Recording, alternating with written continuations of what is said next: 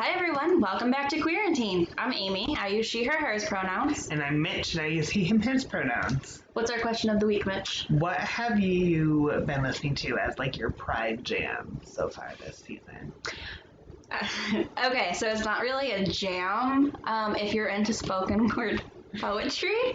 Andrea Gibson is one of my absolute favorite poets, you know this, and a lot of their poetry is put to music. And so my very favorite poem, it's the first poem I ever discovered by them, it's called Birthday, and I actually have a quote from it tattooed in Andrea's handwriting. So the quote says, "We all have different reasons for forgetting to breathe," and it's just one of my absolute favorite things. So I usually rediscover my love of poetry like in phases, and this happens to be one of those times. Yeah. So I have been going through a phase where I'm really into like vintage country music that's like turning the patriarchy on its nose, because there's a lot of really, really good songs that were written back in the day. But so I recently discovered a cover of Jackson, which was a song that Johnny Cash did with his wife, June Carter Cash. It was a duet. But this cover came out this year, and it's Orville Peck and Trixie Mattel doing it. And I love that song. I love both of them. I've been listening to it on repeat. I love that it's kind of flipping the original narrative of that, like, that song and making it gay. I feel like our choices just Could not be so more much different about who we are as people. Oh, yeah. Somebody recently shared with me the term y'alternative, where you're a little bit country but you're a little bit emo, and I was like, that's me. That is you. That's absolutely me. I'm just straight alternative with a little bit of like, what's like grandmother alternative? Cottagecore. All right, that's me. Catch me with my pen paling kit. Yeah. Yeah. Catch me planting peonies and hydrangeas. And I told you that my neighbor took a picture of me wearing my grandmother's bathrobe at like dusk, filling up my bird feeders, right? Like, that was a real thing that happened. I'm not even 30. This is culture. Speaking of culture. Just about to say it. So this week we wanted to talk about different forms of queer media and representation in media. So we know that historically there is sort of a discrepancy in access to media, right? So we've talked before about the Hays Code and morality clauses and how a lot of representation in media is actually kind of damaging because we're not allowed to have positive representation. We have to have something terrible happen in order for us to squeak it in there. Of course, now as society has shifted and culture is changing, we're seeing a little bit less of that, but we're definitely still feeling the effects of that. So what Mitch and I have done is we have pulled together some of our recommendations so that you don't have to do the digging, because it can be really, really tiring to dig. I know it's still exhausting when I go to Barnes and Noble and I've pulled up this list of all these books and I'm like, are you here? Are you here? Are you here? And it's not on the shelf.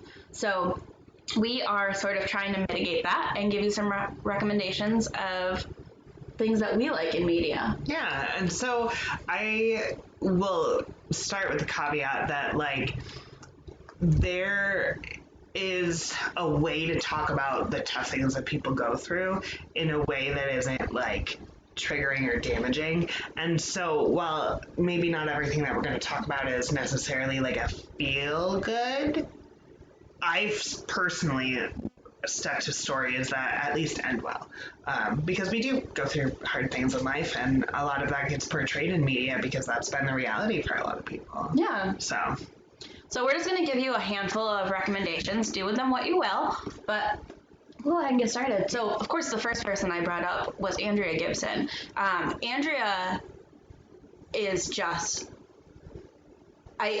if I could marry their poetry, I would. Like, it is the most beautiful, poignant. They talk about really tough things, but in a really beautiful way. They're incredible. They have spoken word and books. I have every book they've made, and most of them are autographed. And then their partner, Megan Falley, also is a queer woman, and is a queer woman. Andrea is non-binary, and then Megan is a queer woman, and she also writes stunning poetry. I've met her a few times. I actually took a poetry class with her. She's incredible. So their poetry is, I always make recommendations if you're into that. It's not like super rhymey and stuff like that. It's very beautiful storytelling. So those are my first recommendations. Mine is predominantly books and television. So I'm just going to sort of truck through and make my next recommendation, which is actually a story, a biopic was put out a couple of years ago about this. Keira Knightley was in it. Keira Knightley has never met a turn of the century movie that she hasn't wanted to be a part of, and I value that because I love Keira Knightley. But she starred in the movie Colette. So I pulled out my Colette book. This is the complete Claudine stories. So Colette was a bisexual French writer, and the Claudine stories are sort of her biography. They've been fictionalized, but it sort of follows her trajectory as a young student. And so, show me that cover art. Isn't it gorgeous? That is really pretty. It's so beautiful. Yeah. So Colette has written a bunch of stuff, and I bring up the Claudine stories because there is a bisexual storyline. Colette herself was a bisexual woman who really enjoyed dressing in men's clothing in a time when that wasn't really something that happened. So Colette is one of my like vintage recommendations. The stories are really fun. They do talk about some kind of real stuff, but they're also really enjoyable. And it's kind of nice to put yourself through the lens of like a girl growing up in the French countryside and in like an olden times. So it's a really cool read. I really enjoy it. I love that. Yeah. So my first recommendation is a book as well, and it is called Empress of the World by Sarah Ryan. So this book holds a very special place in my heart because this was the one. This was the first book I ever read that had gay characters. First one. And it was so exciting. And I obtained it because I'd done like a Google search and gotten my list, and I went to Barnes & Noble up in Pittsburgh, up in the city, and there was one copy of it. And it's little, it's a tiny little paperback, my actual original copy of it. And this was in 2009 that I got it. And my copy of it is in the LGBTQ Resource Center at Keuka College because I donated it there when I moved across the country and I was paring down my book collection. But it was published by Sarah Ryan in 2003. Sarah Ryan identifies as bisexual. And so this book also won an American Library Association Best Book for Young Adults classification. So that's pretty neat. Yeah. So the summary of the book is that Nicola Lancaster is spending her summer at the Siegel Institute, a hothouse of smart, intense teenagers. She soon falls in with Katrina, manic computer chick, Isaac, nice guy despite himself, Kevin, inarticulate composer, and Battle, a beautiful blonde dancer. The two become friends, and then, startlingly, more than friends. What do you do when you think you're attracted to guys, and then you meet a girl who steals your heart? A trailblazing debut, reissued with an introduction by acclaimed author David Leviathan and copious back matter, including 3 graphic novel stories about the characters, which I don't have the reissued edition. I have the original that was published in 2003. But what I really remember about this book is that it's light. Like, it's not super existential or heavy. It's just they're at basically a summer camp and they're getting to know each other and becoming friends, and they figure out that they're more than friends, and there's a scene, spoiler, where Battle has always wanted to shave her head.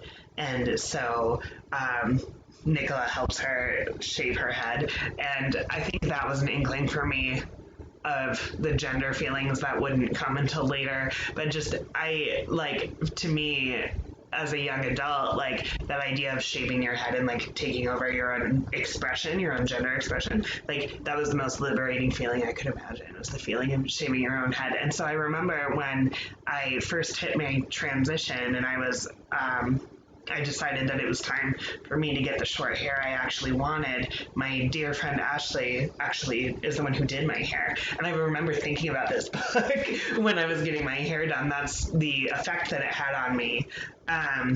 So it doesn't end super satisfyingly. There is a sequel that I didn't really love that came out in 2007. But I had read this book so many times during my youth, like when I was trying to think about coming out, and it was so special to me because that was the first time that I can distinctly pinpoint realizing that other people had similar feelings to the feelings that I had had. So it meant a lot to me. And there's a quote from the book that I highlighted here that still speaks to me.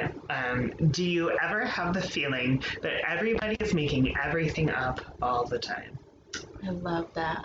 And I think that speaks really great to like sort of what we say of you're constantly changing, you're constantly in flux, everything's always changing. And if you've stagnated, then what are you doing? I love that. Yeah, and so I really recommend it. It's a really good read. Something light, something airy. Good for summer. Yeah. I'm gonna grab my example. I should have grabbed the rest of my props while I was here. So you keep talking because I have one that I want to show off. So I'm gonna hop into my next recommendation, which is a movie and a classic movie, and also probably my personal favorite of all time, despite the subject matter. And that is the 1999 classic But I'm a Cheerleader, which is an American satirical romantic comedy that was directed by Jamie Babbitt and written by Brian Wayne Peterson. So in this movie, Natasha Lyonne, who we kind of better know now from Orange is the New Black, where she also plays a gay character, as well as the series Russian Doll, which Jamie Babbitt also wrote for.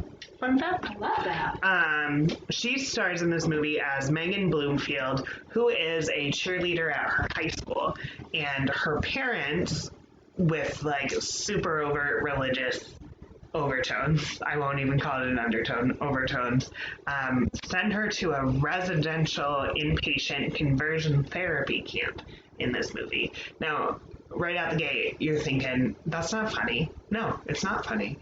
This is a thing that is still legal in many states in the United States. What happens in this film, though, the way the story is told, subverts those expectations, kind of serves to show how pointless and helpful and harmful these programs are, while still managing to be like light and silly. Like it uses the stereotypes themselves about gay people to teach that that's not it, you know? And so not everybody loves this movie. I'll certainly say it's certainly not right for everybody. But definitely a cult classic, though. Yes, it definitely is, and it has a huge following. So she, Megan, the main character, she doesn't realize that she's a lesbian. Other people are telling her that she is. And she says, early on in the movie, well, I thought everybody had those thoughts. And it basically goes to show, like, how teenagers need access to supportive environments. But so she soon actually, in the conversion therapy program, is where she embraces her sexual orientation, despite the, quote, therapy, and I say that very loosely, as one always should, talking about conversion programs, and ends up falling in love with Clea Duvall, who plays Graham in this movie. But I'm a Cheerleader was Babbitt's very first feature film.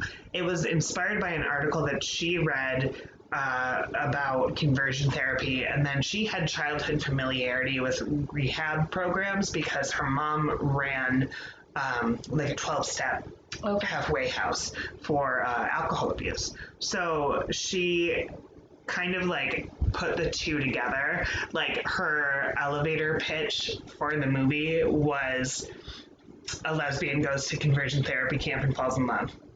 And she had like a $500,000 budget that got doubled to a $1 million budget to make the movie. And so the story of a young woman figuring out her sexual identity, she kind of framed by using the social constructions of gender roles and heteronormativity, which is what you really see in the costumes and the set design of the film. So when you get to it's called the True Directions house, it's all pinks and blues and everything is deliberately separated by gender. It's very campy. John Waters was a huge inspiration. So was Edward Scissorhands, I found out. Oh, I love that. As soon as I heard that, it made a lot of sense the way things were decorated. That's a very specific style. Yeah. So the movie was actually initially rated as NC-17 by the Motion Picture Association of America, MPAA, and Babbitt made cuts to allow it to be re-rated as R. She actually talked about in the documentary, this film is not yet rated, the way that gay content films got targeted more with this, which we know is an after effect of the Hays Code, especially the Motion Picture Association having come from the Hays Code. Like, that's literally the connection. Makes sense why there would be that much discrimination. Yeah, and so, because there was female sexuality portrayed in this movie, that's what made it over the top. And so she, I guess, like in her campaign to have it re-rated, she compared it side by side with American Pie, which American Pie was fine. So I thought that was really interesting. But yeah, so her inspiration included John Waters, David LaChapelle, Edward Scissorhands, and Barbie. She really wanted see the Barbie influence. Yes, big time. She really wanted the production and costume design to reflect like what the story was saying, and she did that really, really well. So originally Megan's hometown, her cheerleader uniform is orange, and everything is like very like brown and organic. But then she goes to like this fake world in the True Directions house where it's this separated gender binary blues and pinks. But it really shows like how gender is artificial in that Mary Brown, who is the woman who runs True Directions, she's an intense germaphobe. She's really obsessed with cleanliness. That hints to the paranoia of the AIDS epidemic. Her son actually works with her at the house, and she's super controlling of him, and you can be gleaned that she does this and she started this conversion therapy program because she wanted to fix her son, and now she's taking that abuse and putting it on all these other kids. But she literally, like, everything is fake. Everything is fake. Like, there's one point where she has plastic flowers and she's out there watering them with a spray bottle because it's feminine to water the flowers, but they're made out of plastic. Which connects to Barbie. It's that idea that this is a gendered expectation, but it's fake. Which I personally think is very artistically telling of the mindset and kind of the approach to gender.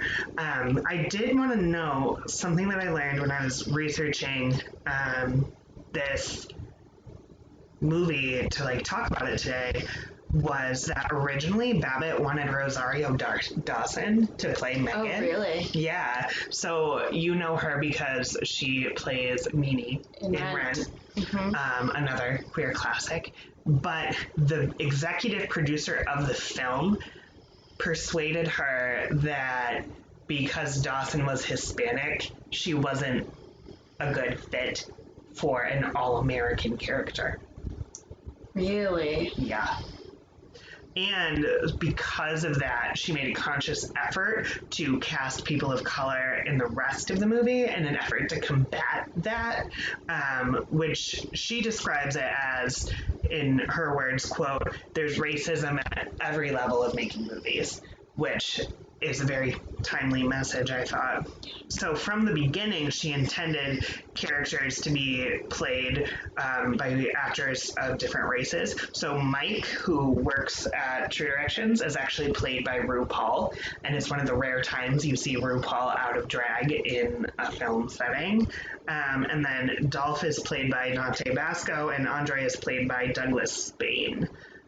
She originally considered Arsenio Hall for the character of Mike, but Hall was uncomfortable about playing a gay-themed role. Mm-hmm. So that is why RuPaul was in the role instead. But it's absolutely a cult classic. It just had its 20th anniversary last year in 2020, which is why it was re-released, and just a couple months ago actually it has been released on Blu-ray. Oh wow. As like an actual director's cut.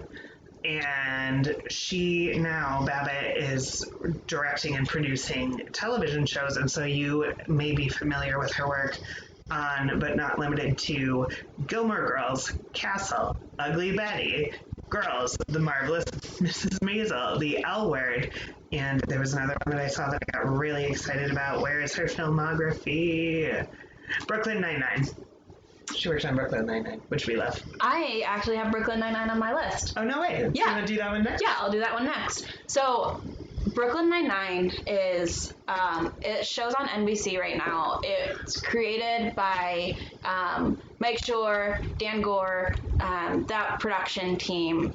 It's Andy Samberg plays the main character. He's so great. I love him. Oh, yeah. He's just like a golden retriever as a human. And it's got a really great cast. But the reason I have Brooklyn Nine-Nine on here is because it has a couple of different queer characters, and they're really well portrayed. So from the jump, we learned that Captain Holt, who's the captain of the precinct, is a gay man. He was the first black gay man in the NYPD who really came out, lived authentically in this show. And he's married to a professor named Kevin. And their relationship is never a joke.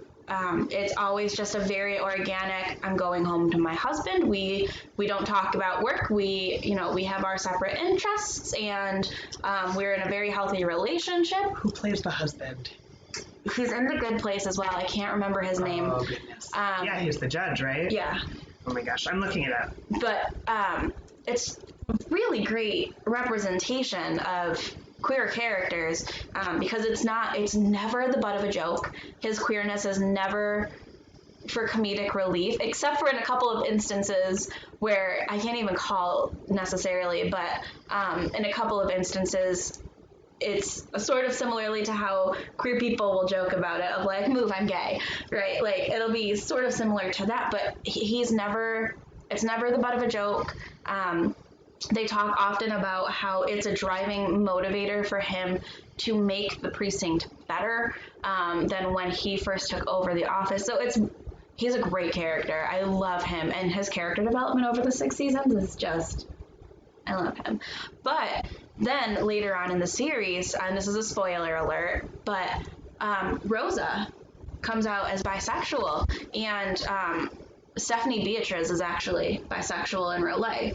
So it was very authentic for her, and it was really important for her to actually explore that as her character. So, it tells this beautiful storyline of her coming out to her mom and dad, and her parents being like, no, that's not our daughter. And even if you are bisexual, that's okay, because you'll find a man and everything will be fine, and you're going to end up with a man. And Rose is like, maybe I will, but maybe I won't. And that's okay either way. And, it has this really beautiful development along the way where her parents learn more about what that means, and they accept it, and they really become closer again. And it's just so beautiful. And my personal favorite thing about the storyline is that one of her girlfriends that you see on screen is played by Cameron Esposito. who's also on my list. So I'm going to segue into that. But Cameron Esposito is one of my absolute favorites. She's just so authentic and so funny and so relatable. And I feel like Cameron's story is very close to my story of, growing up Catholic and going to a Catholic college and then being like 21 and being like, hold on a second. Now I'm learning things and things are changing. So I really identify with Cameron. Did you find out who plays Kevin? Yes, it's Mark Evan Jackson. Yes. Yeah. So I'm going to segue into Cameron. Go for it. So Cameron Esposito is a comedian. Very, very relatable comedian work. It's never shticky. It's never at the expense of somebody else. And in fact, Cameron had a special called Rape Jokes. And what it was anybody who bought the vinyl or bought a copy of the special, all of that money was donated to RAINN. So that's the national network for people who are victims of sexual assault, incest, any sort of sexual abuse. So it's incredible. And the whole point was to get people's attention by calling it something so shocking, because once you looked into it, you realized, if I buy the LP or the vinyl or whatever of this, all of the money is being donated to RAINN, which I thought was just amazing. She didn't get a single cent for that, and all of it was donated. Thousands and thousands of dollars were donated to RAINN. Cameron also has a podcast called Query. And on that podcast, people like Tegan and Sarah, Abby Wambach, the creator of Steven Universe, all of these different queer people are brought on to the podcast. Andrea Gibson was on it. I can't remember her name, but a trans makeup artist was brought on. So a lot of really great interviews and a lot of really great people were pulled into this, and the podcast is still being made, so I highly recommend that you look into it. It's a really great podcast to look up. I'm trying to figure out who it was. Yeah, I wish I could. It's been so long since I listened to that episode, but it's a really great resource, so I super recommend it. And Cameron Esposito herself has a lot of different specials, comedy specials, so I would recommend looking them up. So I'll stop talking. You can make another recommendation. Oh, yeah. Well, so you said the word, my magic word, podcast, and I realized that I hadn't written up a little blurb about, but would be completely remiss to not talk about my favorite queer and ally produced podcast, which is And That's Why We Drink. And important clarification, that is something that I love about the culture that the team, who I will talk about in a second, has created, is there's team wine and team milkshake. So if you want to drink your wine while you're listening to true crime and paranormal, that's what they talk about, is paranormal and true crime stories. You can drink your wine or you can drink your milkshake, and both are valid and both are acceptable. It's just like, oh my gosh, let's talk about this stuff, and sometimes it's really bad things that have happened. I listen to it honestly mostly for the paranormal, like the coverage of like hauntings and really good like alien stories, and then people, listeners write in listener stories all the time. And they do like whole episodes of just listener stories, and I love listening to those. Those are my absolute favorite. But the podcast is run by M. Schultz, who is a non-binary icon and a really fantastic comedian who always covers the like paranormal stuff. And M is just probably my favorite person of all time. No offense to Christine, who I also love, Christine Schiefer, the other person on the podcast, and she is a very like solid ally, and she's the one who always does like the true crime stuff. She has another podcast, maybe two. My wife is the one who originally got me into this show, so she's going to be yelling at me when she listens to this that I don't magically know all of their discographies. But anyway, and so Christine is team wine, Em is team milkshake. But like, so you know how I was talking about the listener stories? Mm-hmm. They always, there's an option when you send in your story to like put your pronouns. And so they like to do that. So they're referring to people respectfully when they're sharing their stories. And they'll always say every single time, thank you for normalizing sharing your pronouns. Oh, I love that. So that in and of itself, like that, to create that culture within the podcast means a lot to me because it's so important and it's such an easy thing to do to like show respect to other people. But yeah, like they both cover all kinds of different things. They talk about Geo, a little baby Geo, who's Christine's dog all the time. There's like a petrified lemon that they found in a hotel room when they were touring. That is now Lemon, and Lemon is like an unofficial mascot of the podcast. Oh, that's awesome. But just like really goofy, spooky, and just a really fun listen. Like that's not true. Sometimes the alien stuff freaks me out a little bit, and so I skip those episodes at times because it gets a little too Listen, real. if you're listening too close to bedtime, you've got to have something. It's like a chaser. You've got to have like a light chaser if you're going to listen to stuff like that. Yeah. Not everybody wants to listen to like true crime and paranormal stuff. That's totally not everyone's bag, which is totally fine. And it's not something that I think people always who like it even always want to listen to. But the idea of, you know, these bad things that do happen in life, being able to overcome them, find justice, to have the resiliency to heal, that's something that Em and Christine kind of focus on when they're sharing these stories. And that means something to me. Like that resonates to me as a survivor myself of things. Yeah. So yeah, just like a really, really fun show if you like that sort of thing. I love ghost things and you know that, so I will be. It's very good. Even if you just like skip the true crime bit and just listen to the paranormal bit, or vice versa, if that's your bag, they're awesome. They're hilarious. And like literally, they were selling a piece of furniture from the original Blue's Clues set, so they bought it for their office. I love that. Yeah, like they're just really fun people, both Emma and Christine, and just it's an awesome little community. That's amazing. Yeah. So I have one more podcast I want to recommend, and that's Bad with Money, and it's hosted by Gabby Dunn. So Gabby Dunn is a queer woman. I have the book. Yep. So that actually my partner found that's more her jam.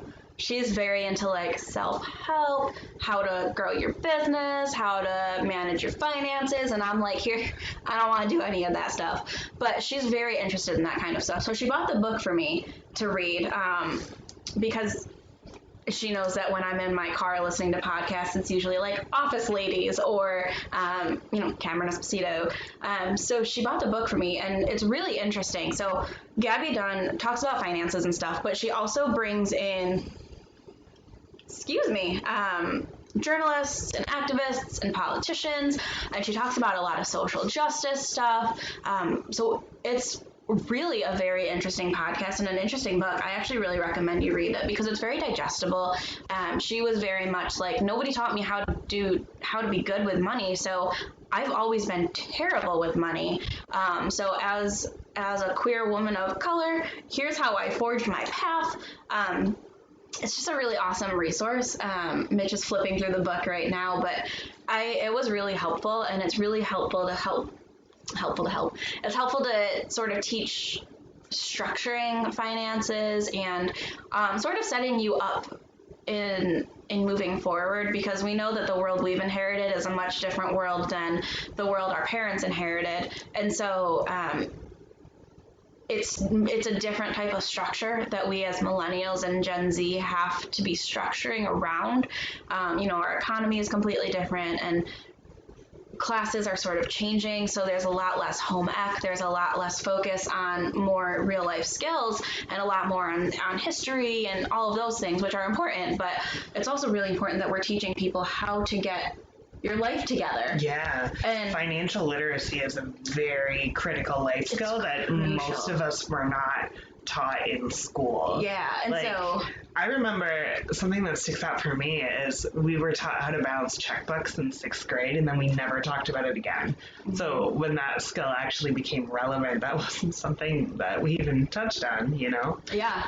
Yeah, and so it's a really interesting podcast. Gabby Dunn herself is also an activist. So it's not just like, today we're going to talk about credit. It's like, today we're going to talk about credit and why it exists and how we can fight the man.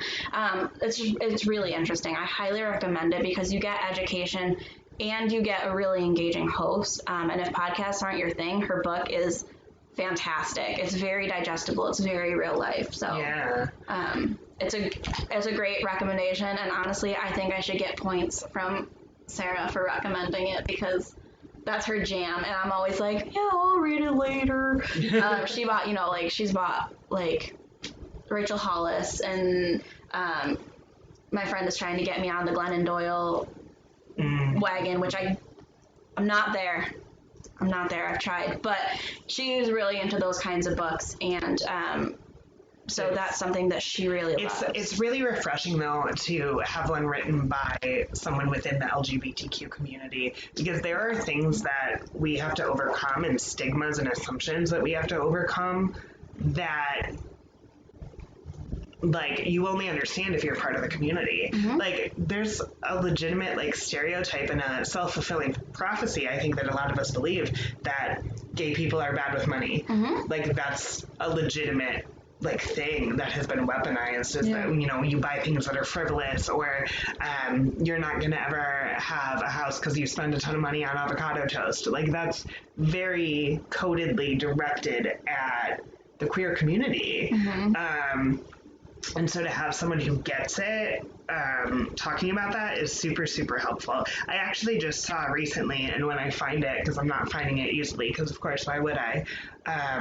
An organization that I keep tabs on, clearly not well, just released a book about how to prepare for parenting as a queer family, and looking towards how queer people can overcome the barriers to even having a family, when we're talking about having a family as referring to having children. And so these are things that are brand new. I was really excited to see that because we don't talk about that often. No. So yeah. Fabulous. So my last thing is music, and I talked about how recently I've been on a vintage country kick, and it was while I was on this vintage country kick that Spotify reminded me that there is a very famous drag queen who also does country folk music, and do you know who that would be? Trixie Mattel. Yeah, and this wasn't something that I actually really knew about her. Most people know Trixie because she won RuPaul's Drag Race, or because of Trixie and Katya, or any of the other things that she's done. I mean, she's done all over. She is absolutely, as a performer, what's it called? Where they are good in many of the different Jack arts. of all trades. There's another word for it. Yes, a Renaissance queen. That is Trixie Mattel. So Trixie Mattel is the drag persona of Brian Michael Firkus, who is an American drag queen, singer, songwriter, comedian, author, actor, entrepreneur, and television personality from Milwaukee, Wisconsin. Really? I did not know that. And something cool about that is in February of this year, Brian became co-owner of Wisconsin's oldest LGBTQ plus bar, This Is It, which is located in Milwaukee. So that's super cool. I have a friend from Milwaukee, so we'll be visiting. I'm a huge fan of cheese, so Wisconsin's always been on the travel list. When I went to Wisconsin, I bought a bar. This has nothing to do with queer representation, except for the fact that I'm queer. I bought a bar of cheddar cheese, sharp cheddar cheese that had cranberries in it. I was still in college at the time, so I was just sitting in my bed in my dorm room with a knife and my cheese, just like cutting blocks off and like, it was the best cheese I've ever had. It was so good. I just think about, when I think about Wisconsin, I think about me sitting in the dark in my bed with a knife and a block of cheese. I have a dear friend, Haley from Minnesota, who gets really mad when I talk about Wisconsin as being a cheese state, because I guess Minnesota is also a cheese state. But so is New York. There's a lot of cheese So states. is Vermont. Yeah. But so, yeah, in addition to all of these things, right, Trixie Mattel is also a singer and songwriter. So her primary influences have been shared with Rolling Stone as being June Carter Cash, so Johnny Cash's wife, Dolly Parton, my fave. Understandable. And she grew up on the music of George Jones, Conway Twitty, and Johnny Cash. Conway Twitty, every time I hear that name, I laugh, because when Riley was doing her Canine Good Citizen classes, there was a border collie in her class named Conway, and I just thought it was the cutest dog name ever. There's a reference in the Golden Girls to Conway Twitty too, I think. Oh, yeah. I think he was on an episode, wasn't he? I don't remember. Maybe. You should know of all people. I don't think that he was. We'll figure it out. But she also is really inspired by modern country as well, including Casey Musgraves, Michelle Branch, Chris Christopherson, Jason Isbell, and Amy Mann. All people who create fantastic music. I'm especially partial to Casey Musgraves myself. Rainbow is my anthem. That's my song. So Mattel self-released her first studio album, Two Birds, in 2017, and it didn't chart high, except it debuted at number 2 on the Heat Seekers albums chart, number 6 on the independent albums chart, and number 16 on the Americana folk albums chart. But I guess it didn't get on the mainstream America Top 100 chart. I don't know anything about music. Apparently there's all these different ranking systems. It's not just the one big chart, which I always thought it was just one big chart. So does she put music out under Trixie? Yeah, Trixie Mattel, yep. And it's so good. I mean, she's so incredibly talented, and her voice is amazing. I've been listening to, if you go on Spotify, Trixie Mattel, you get the whole discography, and then you can just listen through that, which is what I did. And my jaw, just dropped. I was so in from day one. In 2018, she released an acoustic version of her song Moving Parts, which was a teaser for her upcoming album. That became her first charting signal, peaking at number 83 on the Scottish single chart. And then she dropped a second studio album, One Stone, so Two Birds, then One Stone, in 2018 on March 15th, the same night as the All-Stars finale, which I believe that's the season she won. Let me confirm. Yes. So she dropped an album the night she won Drag Race. Can you even? That's, what a night. Iconic. What a night. Iconic. Go back to my research.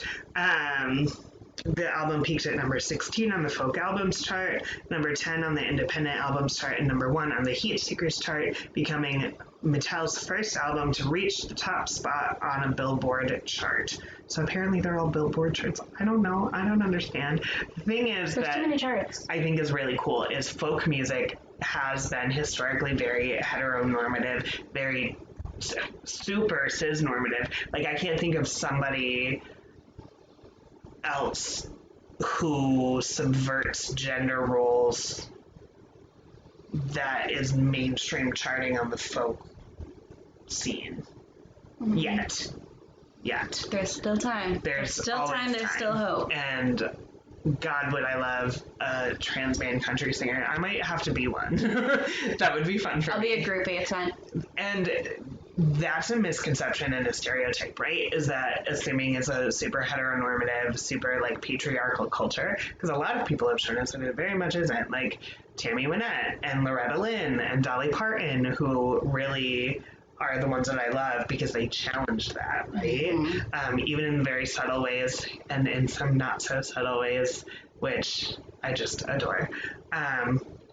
So she's part of a long legacy of, you know, doing this really feminist, like inclusive approach to this traditional style of music, which there's a misconception all the time that I talk about in all of our trainings that you can't be country, you can't be rural and also be queer. That's not true. No. And you can be queer and anything. Yeah, and it's really important to celebrate all the different ways that people relate and all the different ways that we are. And so for there to be like queer made, queer inclusive country folk music means a lot to me. Because it's something that's very, I don't know, it feels liberating in a way. It feels like a breaking of that silo to me. So she dropped her third studio album, Barbara, on May 17th, 2019. And then she actually won a GLAAD Media Award for Best Breakthrough Artist on that album. Since then, she has really been focusing on like her TV stuff, the Trixie and Katya. There's the Netflix film Trixie Mattel Moving Parts that came out in 2019. She also has her own cosmetics line, Trixie Cosmetics, that she started. But like my favorite song of hers, if I had to pick one, is in September 2020, she did a cover of Lana Del Rey's Video Games. That is, hand to God, the best version of that song ever sung.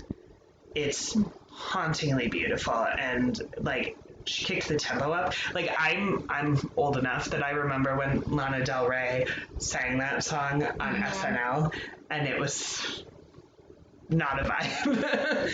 And so it's a song that like I never really liked, and I never really, I guess, took the time to listen to the words of until I heard Trixie's cover, and then I've just completely fallen in love with it.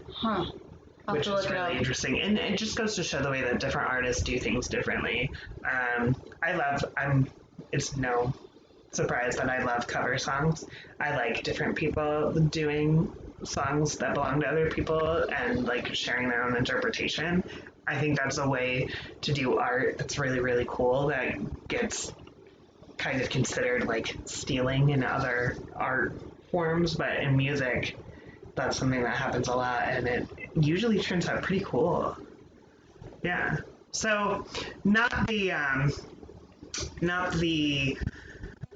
only thing by any means that Trixie Mattel does, but I'm especially connected and drawn to the music. That's amazing. Yeah. So I have 2 recommendations left. I was on the fence about doing this one because there is absolutely queer representation in the second and third books. It's not necessarily the happiest, but the one queer character towards the end of the series, she ends up forging a path that the ending is left fairly open-ended, so you can kind of do what you will with it. And I choose to give this character a happy ending moving forward. It's very open-ended in that, like, you know that she's moving away to pursue the ability to live a queer lifestyle. So I really appreciate that about this author.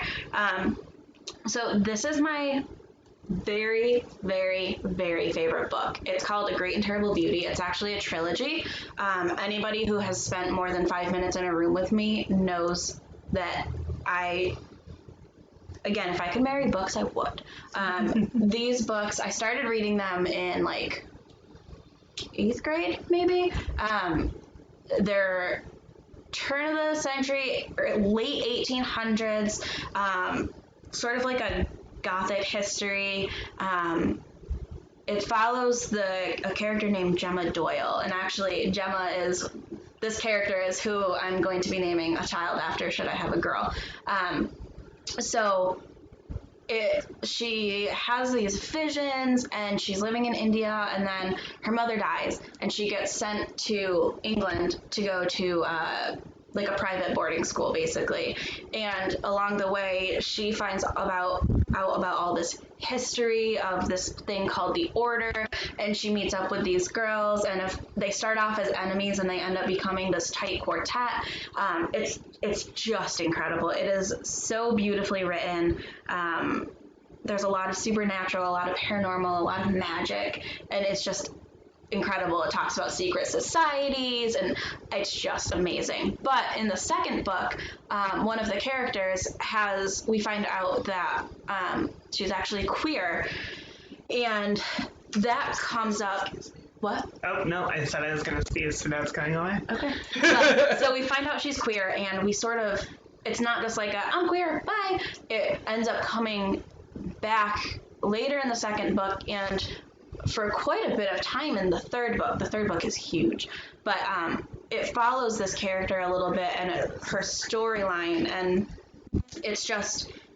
it's so good. And like I said, there's some careful. The first 33 pages are loose because I've read it so many times. I was going to say, this is a well-loved book. Oh, yeah. I have 3 copies of this book. So I've got this one, I've got another soft cover on my bookshelf over here, and then I've got a hardcover version of the series on this bookshelf next to Mitch. That's how you know it's good. It's my favorite series. And so, like I said, the series, like, her story gets a little bit sad and disheartening, and it's a little unsatisfying, but then the very end of it, you're like, ooh, better things are happening for her, and she's going to get to live the life she wants to live. So I highly recommend this series. I literally, if I had to write a thesis on it, I could in like an instant. Yeah, I can tell. It's incredible. So I recommend that. And then I'm doing a shameless self-plug.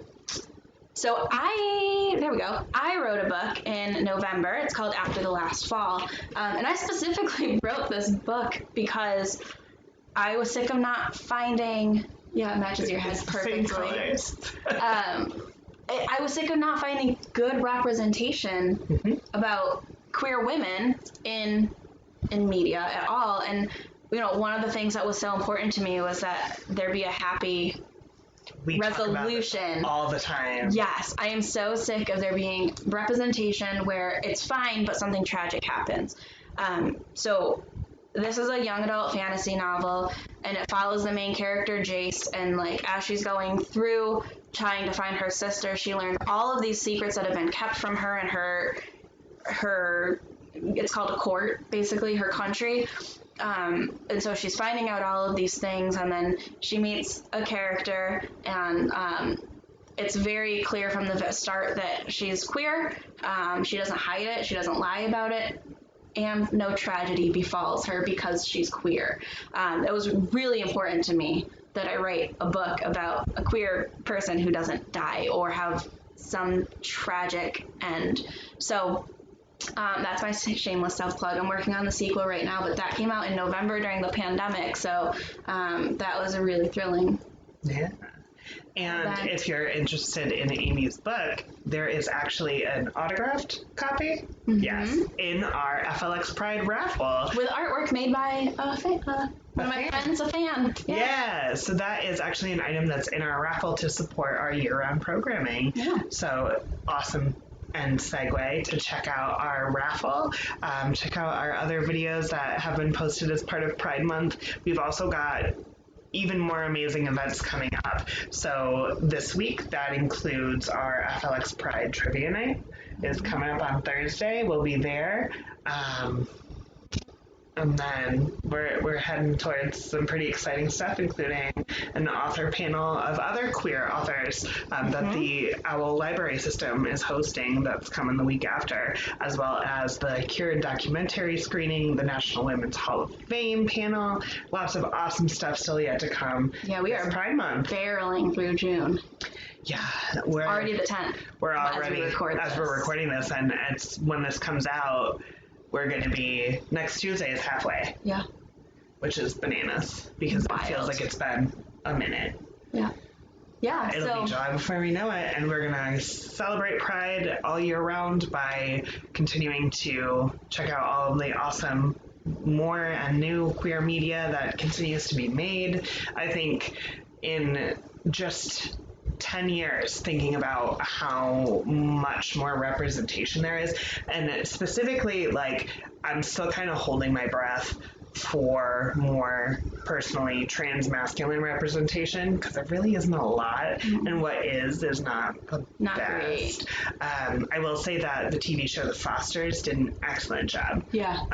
But that was one of the first times I ever saw someone who looked like me happy on a screen, which it sounds silly, but it means a lot. Like, if I remember it off the top of my head, it means a lot.